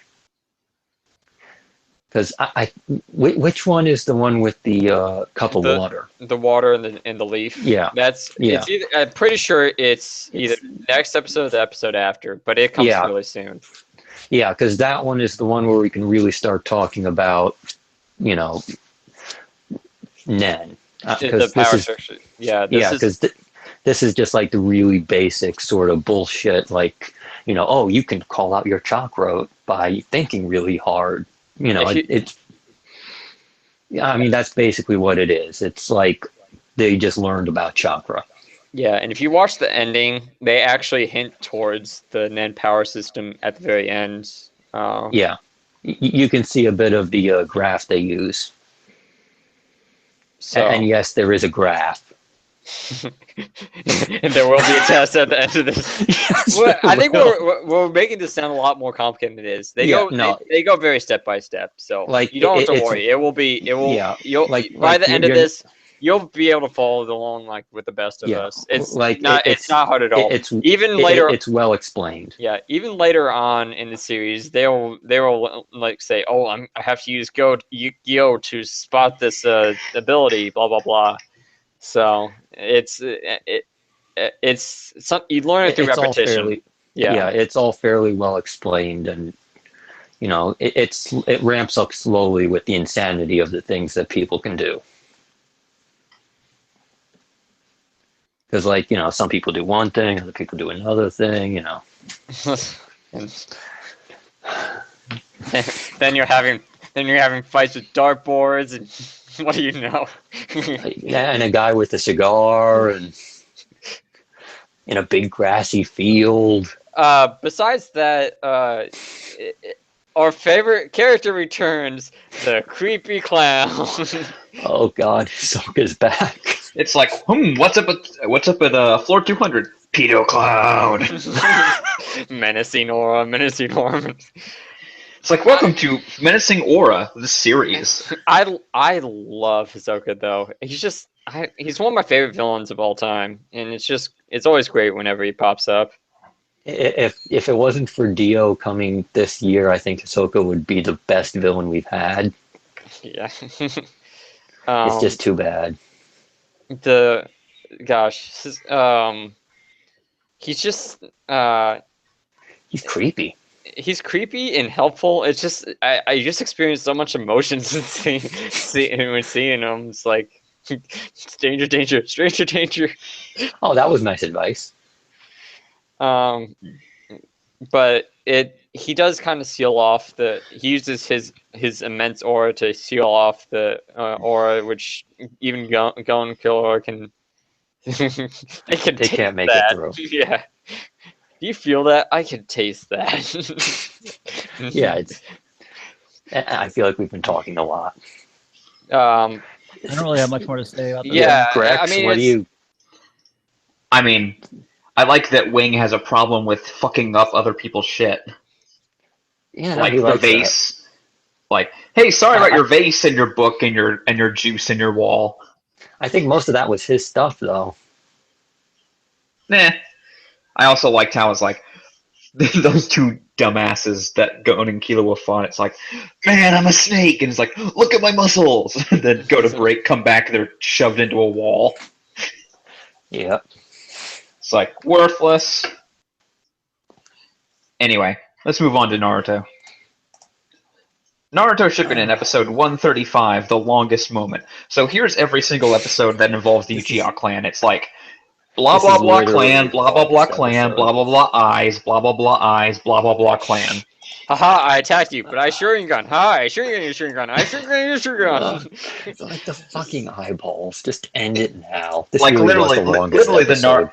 Literally the Naruto equivalent of like the Bleach, teleporting behind each other endlessly. It's just eyes into eyes into eyes. Eyeception. I'm just gonna spend most of this just like screaming internally. Okay, I don't know if I'm gonna go against the grain here. I know some people say the Uchiha stuff bogs things down, and it might get worse from what I'm aware of because I've not seen this. But I think this stuff that was introduced or reintroduced in this episode does work. And I kind of know some of the spoilers that haven't been shown, but yeah.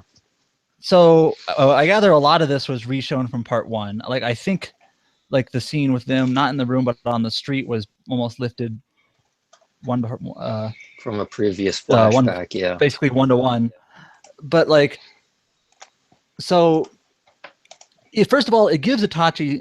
I know there's more to it. It gives Itachi some motive. Like, why did he do this? Like he was just an asshole. He was so fed up with his clan's standing and like customs and rules, like that's kind of, it gave him some motivation here, and I know there's more to it, and it also, and this is obviously the main motivation for Sasuke. So I think in that regard it does work. Like a villain's got to have a motivation, a protagonist is got to have a motivation, and this kind of works for both of those purposes. And I don't think it's too outlandish. I'm not talking about the stuff that happened when Itachi and Sasuke met in the present day. I'm talking about the flashback. And I've always had an affinity towards like things like brotherhood. So the fact that like there's like conflict between brothers, that alone kind of like, I kind of understand like the dual poles of that. Like they hate each other at this point, but they are brothers still. Because they used to get along. What they showed now in terms of like setting up both of these characters and their conflict in between them, I don't really think there's much I can criticize about that. I mean, that's fine. But there is stuff later that comes up, like with Itachi and like revelations towards what his purpose is. I don't think they're that bad. I'm not 100% on board with them. But from what I gather, I think even more stuff pops into place, and then maybe that's where people starts to bog down. Like without getting too much into the Chia stuff, I will say Itachi is easily the highlight out of all the Chias, just because I really enjoy him as a character. I can't really go too much further into that without obviously discussing that, but. Let me just say that I do think that it ends up, the minor spoiler if anybody cares, it ends up being a little bit more than Itachi said, I did this to test my own abilities. It ends up being a little bit more than that, and I think that's I think that's actually probably a good thing on its own. If it was literally just to test my own abilities, that's almost too cartoon villain. Like I just did it because I wanted to. Like I'm kind of appreciate that there is more to it, but there might be too much more. What the hell was that? I did it for the lulz. Make it Chia Grid again. or like Sword Art Online. I forgot. Was I the only one who got disconnected there? No. Oh, yeah, you were. I didn't even realize you got disconnected. I was. I'm deeply confused. Anyways, what I was saying, if you missed it, was basically Yes, I think the way they established basically Sasuke's and Itachi's conflict here, I think like I don't think there's anything inherently wrong with it. No, they did a good job with that. Most of this stuff, I think, from both the Itachi and Sasuke stuff and most of the dry stuff, honestly, it is well done. I really enjoyed it. The bigger problem comes, from what I know of Naruto, is like Naruto's unrelenting resolve to like get Sasuke back when he clearly doesn't want to be back, but that has nothing to do with Sasuke's own motives, you know? No, I mean Sasuke's own motives by the end of this fight, if Sasuke wants to leave the village to get revenge on his brother because he killed his entire clan, that seems perfectly fine to me. Like, okay. Yeah, I mean nobody likes him anyway. Well, I mean the thing is that Sasuke's own motives eventually do go to shit. Yeah, and fairly quickly. Kind of go to shit, but that's neither here nor there. Like there's this weird thing. Like I think it's okay to say it, but Sasuke and Itachi basically get reversed at some point in terms of who the good guy is. Yeah, I'm going to try to because I know a few things that happen in the future, but not everything. So I'm going to try to pay attention where I think things take a turn for the south, because right now I don't think it really has. I can pinpoint that. Yeah, I can point to the exact panel. Yes. I know exactly which panel you're talking about. Okay. we know exactly where it goes off the rails. Like at some point we're gonna be watching Naruto and we're just all gonna say, "Boom goes the dynamite." There it is.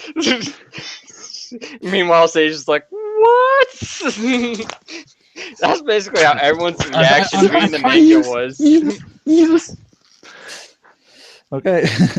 Sharingan tank would be better than what we did get.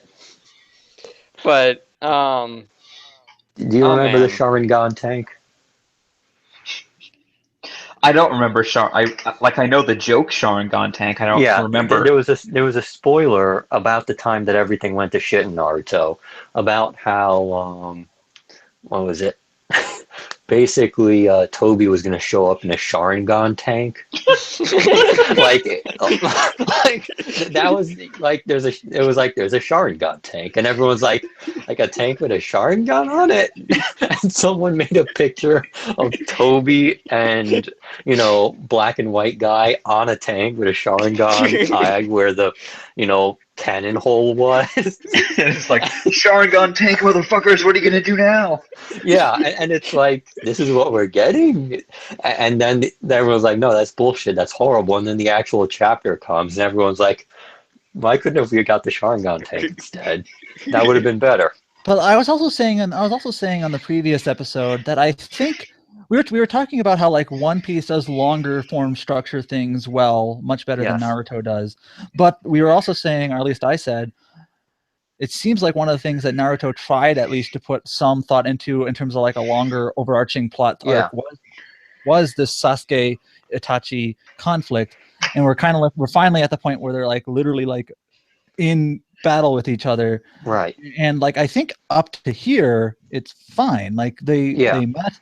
Basically, it's after Sasuke this that it It's after this that it all goes off the rails. Well, not all of it. I think most of it. I know some of the revelations, and I think some of them are fine. Not all of them. I'll talk about it when we get there. Yeah. But like, I think up to here, like up to this point, like I don't really have much qualm with it. So no, I mean up to this point, it's fine. It's still on the rails. It's going well. Like I really do think, sort of not after this arc, but after the next arc, we would have been better off with a time skip and, sort of reset what's going on. But instead of, what we got. Sharingan tank. Well, yeah, honestly, Sharingan tank would have been better than what we got. I'm sorry, it's just yeah, it's like it's not after this arc, but it's after next arc where everything sort of veers off the rails and turns into a careening train of like rage and despair, which is a shame because up to this point it's not really doing a bad job of anything. I will just say the series had kind of a trajectory, and it kind of follows through and reaches an end point. And then it keeps going. Yeah, exactly. And that's I think. It's like we should have stopped at this point, but we're going to keep going anyway. Kind of like the Aizen defeat. Yeah, exactly. Like Bleach has plenty of problems too, but it's like that seemed like a valid endpoint, and then it's like nope. No, we're going to keep going. Mm-hmm. Yeah, Someone say full bring. Yeah, I mean that's sort of the. I don't even remember the full bring arc that well. It was like some motherfuckers just running around doing motherfucker things. But I do remember it basically the end of the full bring arc. Like I don't even remember what it was exactly, or the rationalization. I just remember they had cheap stands, dirty boots. No, I remember Facebook. Facebook was bullshit. Oh my god! Remember how they came back in the final arc? Oh god, fuck me. I also like Facebook came back. Okay, what I was going to originally say is that like Ichigo lost his powers, right? And then like that's a good spot. And like this, no, here's his whole arc. Like he's trying to like gain new powers. And then like Marukia comes out of nowhere and like stabs him with a needle. And like, here's all your powers back. It's like motherfucker. What was the point of all that other stuff? What was that sound? Anyways, like Marukia literally stabs him and it's like, here's all your powers back. Like what? So the entire arc was fucking pointless. Yes, it was. What is that? Someone's like, what is that sound? Someone's wrapping their cat against the blinds or something. Oh man. But going back to let's focus back onto Naruto. Yeah, as far I mean, I know there are lots of revelations coming up. So I kind of want to like pay attention. I mean, like how they're divulged, and I want to see like which ones make sense and which ones don't. Because right now, most of them don't. Right now, I think it makes sense. So I want to. I want to try to pay attention to when it starts to not. I mean, we can basically point to where it starts to not. The pacing issues are always just a systemic problem with Naruto. But overall, I really enjoy these. I enjoy the next two major arcs. Yeah, like I like those too. You know, I think both of those go fairly well. We're in the middle of the Itachi and Sasuke arc. It's not really much of a spoiler. No, and then we're going to be going into the next major arc after I think some filler. Yeah. There's I checked. There's an 8-episode filler arc. At least it's not. At least it's not 24 episodes or whatever. Yeah, I know. But that kind of sucks because the pain arc is generally pretty goddamn awesome. It's like the last really good arc in the series. Anyways, I don't really have anything else to say on Naruto. Yeah, I'm done. What else is there? One Piece. One Piece episode 369, Ores plus Moria, the most heinous combination of brains and brawn. Like usual, the episode title is the thing that happens in the last scene. Yes, it does. I swear, Tori is like the mortal enemy of One Piece when it comes to episode titles. Like, they just don't care about subtlety or, surprise or... Hey, one other thing that happens in the last 5 minutes? Yeah, like, all you gotta do is just watch the thing. What was the title of the previous episode? It had like nothing to do with anything. That wouldn't surprise me. It's always either it gives everything away or it makes no goddamn sense. I think unless it's a versus episode, the title basically gives away what happens. But anyway, Moria gets really mad in this episode. So basically, Kuma came, and this is something I was wondering. And like, why did Kuma come to the island? Well, he came to tell him basically Crocodile is a new warlord. No, but also Blackbeard. To tell him, or Blackbeard replaced Crocodile. I said the wrong name. Basically, and then he also came to tell him like these straw hats are dangerous and you better not screw up. And then basically Moria got really pissed. Yes. He's like, "You think I can handle these people?" And it's kind of like, well, no. That's correct. Kuma just has to kind of look around and just see what the Straw Hats have done. It's like, no. Yeah, I don't think he can handle these people. He just arrives at, what the hell is that? Again. Somebody's... It's B-Dubs. B-Dubs is rubbing his cat against his blinds. Stop doing that. But no, he just... No, why are you here? He just gets the Ellen and is like, well, everything's on fire. Seems going well. He's that meme dog. This is fine. Yeah. Kuma's like, you want me to help you out? Mario's like, no, I can handle this, Mom. Now, if you don't mind, I'm gonna get into my giant zombie. That sounds about right. Form Megazord. But we're basically reaching the end game point on the Moria fight. Yeah, we're basically at the end of this. Well, there's still a lot in the arc, but I will say after the Moria fight, there is a lot that goes down. B-Dubs, are you having a fight with your cat? No. Yes. It won't leave me alone. Well, while B-Dubs is being attacked by his cat. No, I'm good now. Okay. Yes. But we're basically entering the end point of this arc. I know there's a lot that goes on after the all the fights resolve. Right. It's some pretty badass stuff. This is probably one of my favorites.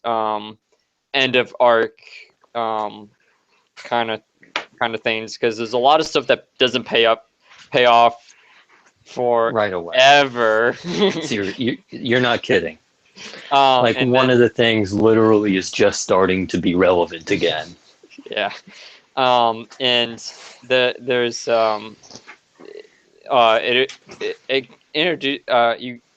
you get to see Kuma in action, and he is as pants-shittingly scary as they present him to be.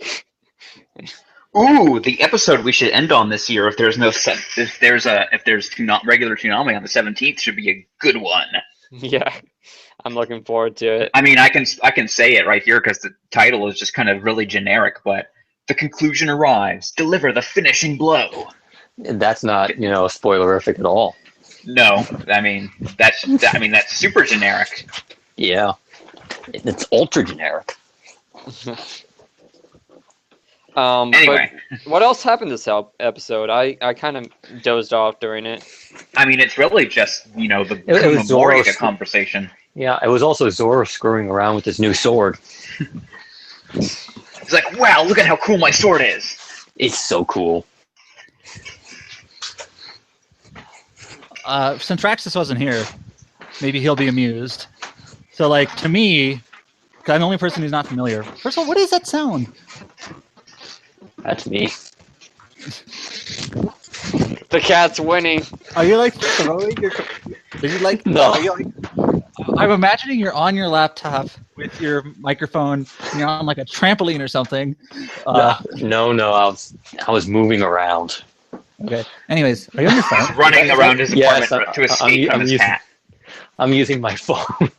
Okay, that explains something. Anyways, so since I'm the only one who's not familiar, maybe this amuses you. To me, it still seems like Kuma's power is like a poof fruit. He can just move anything from anywhere, whatever he wants. He can either be himself or someone else. Well, that's a little bit. It's more complicated. It's not even that complicated. Sillier. It's not that complicated. That's part of what you'll get more. You'll definitely get. It gets explained. It seems to me it looks like he can just teleport himself anywhere he wants, or teleport someone else anywhere that he wants, and it seems like it doesn't even like it. I wonder. It doesn't seem like there's like a range limit because he warped Perona like so far away. She's totally out of the picture now. Apparently, yeah, she is out of the arc. I will spoil that for you. She is not coming back. We're not going to see her for a while. Yeah, she got teleported right out of the arc. Yep. We'll see here in like 150 episodes, right? Oh yeah. Actually, a little sooner, I think. Yeah. Yeah, but next episode, speaking of a character who will appear and then not appear later, like a bajillion episodes later. Oh, you're right. Oh my god. That's next episode? Yes. Oh god. Like the next episode probably has one of the most important characters in the new arc in it. And it's like, hey, I'm just this character, but also I'm also this other thing. 10 years from now. Oh my god. Yeah, that's the exciting thing about this arc. It sets up a lot of things for the immediate future, notably with Kuma, and they sets up some things that won't pay off until way. Definitely. like this arc, some things pay off. Most of it pays off in the next major arc, but there's also some things that don't pay off until the arc just after that, or even like way down the line.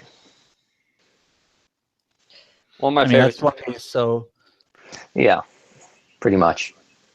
But I'm really excited because after we finish this arc, I think we get a little bit of filler, and then we enter one of the best arcs of One Piece of all time. The best arc, maybe the last great animated One Piece arc.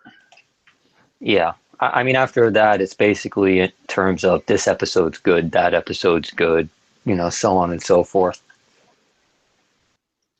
But I can't. I'm looking forward to seeing some of the reactions coming up. But I think the Moria fight lasts a little some time. Because Oda drags out the final fights sometimes a little bit too long. Well, yeah, he does like to do that. But there's some entertaining stuff in it. But who among the Straw Hats is still up? I think Frankie and everyone's still up. Yeah, nobody's down for the count. I don't think anyone goes down for the count this arc. Wait, are we talking about where they are right now? Yeah, last time I took into account Frankie, Chopper, and was it Usopp? I thought were kind of down for a little bit, and it was just Robin. No, everyone's up. Yeah, it's basically just Zoro screwing around with this new sword and showing off. Well, we're characters that Luffy is chasing around Shadow still. Everybody but Nami is basically fighting Oars, and then Nami's trying to near the ship. Yeah, so Nami's trying to steal all the money. Oh, I guess she's kind of a wild card, I guess, because she was near the ship, and now who knows what she's doing. She did not appear in this episode. No, appearing in this episode. Yeah, I mean, knowing Nami, she's stealing all the money. Well, the thing is, they're delivering all the they're already delivering all the money to the ship. What else does she have to do? I mean, Perona's gone. She had to chase off the zombies. Honestly, they probably ran off on their own. So, there's not much to do other than to claim the fact that she did it and not tell anyone that they were the ones that gave it to her. And get in charge exorbitant amount of interest like she does. Oh, yes. Classic Nami. I miss classic Nami. She's still classic Nami. I don't know what you're talking about. We just don't see her for a lot of one arc is the problem. Yeah. And also, the boobs thing. Oh, yeah. Well, I mean... That's just... that's just an art style change. We won't get to that for some time eventually. What, in 3 years? Give or take. More like 2. Well, it's still going to be a long time. Yeah. But how many more episodes do we have left of this arc? Because I'm pretty sure the Moria fight's 2. It's at least 4 or 5 episodes. Well, it'll probably be like March-ish when it finally is done. That sounds about right. Okay. Because I know when people say there's like a dozen episodes left of this arc, it's like, really, the fight's gonna last that long? It's really there's just a lot of endgame content after this, and a small chunk of it's the Moria fight, which obviously he's the only big opponent left. Besides, and he's merged with Oars. It's basically Oars and Moria versus the Straw Hats. Yep. And I mean, the big question is, how the heck do they win at this point? Through a lot of fuckery. Yeah, because they couldn't win. Well, yeah, I mean, they basically are going to need some big, like fuckery. Don't worry, they specialize in that. There's some fuckery. Oh, yes. It's good. At least it's good. Like, legitimately, maybe the only time I think in One Piece, that is a Deus Ex Machina. Yeah. Like that's bullshit. Like, you can't do that. They just did. Whatever. It's just for fun, though. Honestly, I thought it was kind of funny. But pretty all around, I thought we had some pretty solid episodes. I think there's obviously problems with it's nice to have just such a strong block going on right now, because I mean, there's weaknesses. You can point out weaknesses in almost, but it would be really, all in all, though, there's not really anything that's frustratingly bad anymore. I kind of think if Mob Psycho 100 does indeed replace Gundam, it'll be even better. Yeah. I mean, that would basically be the best lineup we've ever had, which means ratings are going to be shit. Because that's how that works. Yep. What's up with Mob Psycho's art style? It sucks so badly. Gosh. You're just sighing. That's because it's going to be the case. Yeah. Despite the fact it's probably one of the prettiest shows to ever air in ages. Yeah. I'm going to go cry now. But anyway, that was our episode. We'll see you guys next week. You can just whip out the painted glass and cry into that. That's what I'm going to do. Oh, man. So, thanks, Seda. Yep. Raxus. I made this 2 hours longer than it needed to be. B-Dubs is currently being attacked by his cat, so... No, I'm here. Hello. Cat! Strangling me! Help!